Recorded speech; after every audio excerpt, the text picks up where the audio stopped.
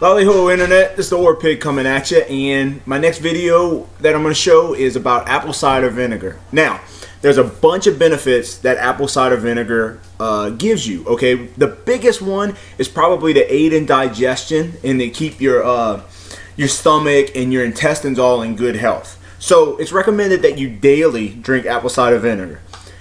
I understand that it's extremely nasty and that it's hard to drink. You do acquire a taste for it. I'm not saying I crave it in the morning or anything like that. It still has a off-putting smell to me. I know that my wife and my daughter, they cringe when they smell this, okay?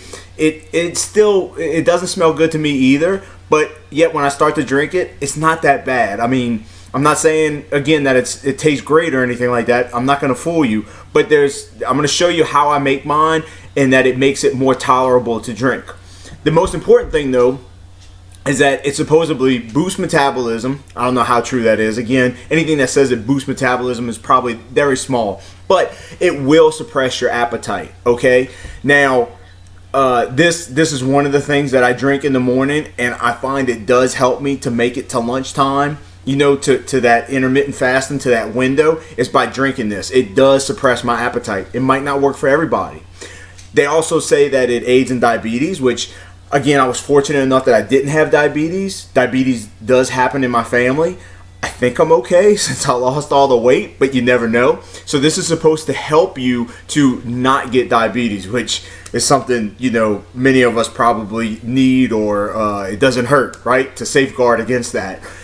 The other thing is that I read it's good for your skin. Now, I don't know if this goes directly with drinking it, but what I read about it being good for your skin is rubbing on your skin, like for acne and stuff. So there's all kind of cures with this. I'm going to put a link in the description. The most notable one I'm going to put is from WebMD, which I think everybody can agree that they pretty much trust if it's on WebMD. Aside from the stuff when you have a symptom and you look up on WebMD and then you're just going to die, because that's what everything leads to. You know, like, oh, I got a headache, I can't believe it, or I got this pain in the back of my head. You go to WebMD and do your symptoms and you're going to die. So stay away from WebMD for that. But hey, to find out what the benefits are for apple cider vinegar, not bad. It shows you the benefits, and there's many other articles out there that describe the benefits to it. Another one I found said that it cures restless leg syndrome, so they recommend drinking it at night before you go to bed. I don't have that problem. I don't have restless leg syndrome. I don't know why what is restless leg syndrome? I didn't Google it, so I don't know. I mean, is that like you run a marathon while you're sleeping? Is that going to help you burn more calories? Because if so, sign me up. I'll take it. I don't want to drink apple cider vinegar. If you could tell me that I can sleep while my legs are running a marathon and I burn that amount of calories, hey, I'm all for that. But that's probably not what it is. And I'm sorry if you have restless leg syndrome and I offended you. Whatever, get over it. Get some thicker skin. So anyway, this is my recipe for apple cider vinegar. Give it a try. Try your own method. I know that an individual that I work with, she told me that she could not do this because I said I made a video for this for Facebook already, but she told me that she could not do it. But what she could do was tolerate to drink a tablespoon, maybe a tablespoon and a half of the apple cider vinegar, just a straight shot. You know, just shoot it, just get it over with and slam it, and then drink water or whatever she had to, her coffee, whatever she needed after that. All right. So find your method. This is just one method to do it. And hey, maybe it's not for you. Maybe you decide I don't like apple cider vinegar, or I don't need those benefits in my life, and that's fine. That's all for you. This is just another tool in your toolbox. That's all it is, and you don't need to use that tool. Okay, we got all kind of tools in our toolbox that we look at and we're like, why did I get this? And you probably only used it one time in your life, and then you threw it to the side and said, I don't need it. That might be what this is for you, or maybe it's something that you're gonna do from now on because it works for you. All right, I don't know, but here's how I make my apple cider vinegar.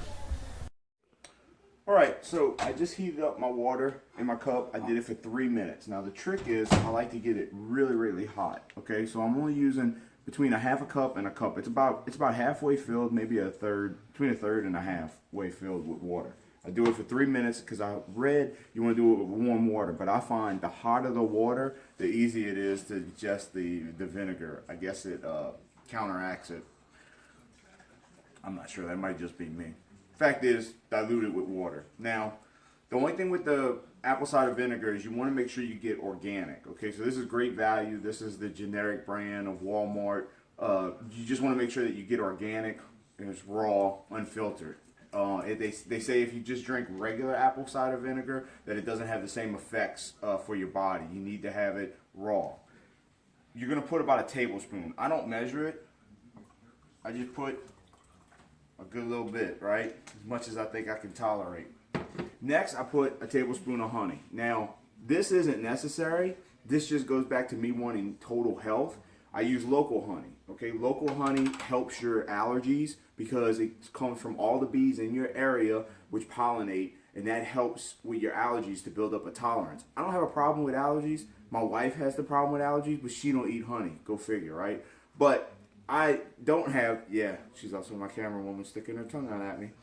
But I don't have allergies. Sometimes I do have sinus drain where I get a sore throat from, you know, I guess allergies, but they're not as severe. I'm not sneezing every morning. So if you're going to use honey, get local. If you can't, I guess just buy store-bought. And not necessary. This is only if you want to try to sweeten it up a little bit, and it doesn't make that big of a difference. Trust me, it's not like you don't put honey in, and then you put honey in, and you're like, oh my gosh, I can guzzle this stuff. No, it's still nasty, but you're going to get used to the taste. The last thing is lemon juice. Lemon juice is another ingredient that when they say boost metabolism, I don't know how true that is, but the important thing is that it is supposed to benefit your digestive system and your intestines and all as well. Apple cider vinegar does that, like I talked about, but lemon juice does that as well. So I just put a little bit. I don't buy fresh lemons only because they go bad too fast on me, and I don't feel like going to the store to keep getting them over and over. You would use about half a lemon. So if you do it with fresh lemons, I would just cut a lemon in half, and I would use half of it and squeeze it in. For me, I just use out the jar 100% lemon juice, same thing. Just a dab, okay? If your drink is really tart and you feel like you can't drink it down, even though the apple cider vinegar is tart, you probably put too much lemon juice, so try to slack off a little bit. It's just a little dash. Like I said, if you had a half lemon, just enough juice out of that half lemon. So we're not talking about tons, just that little bit. And that's it. You stir it up, you mix it, and you sip it slow, but every day for good health.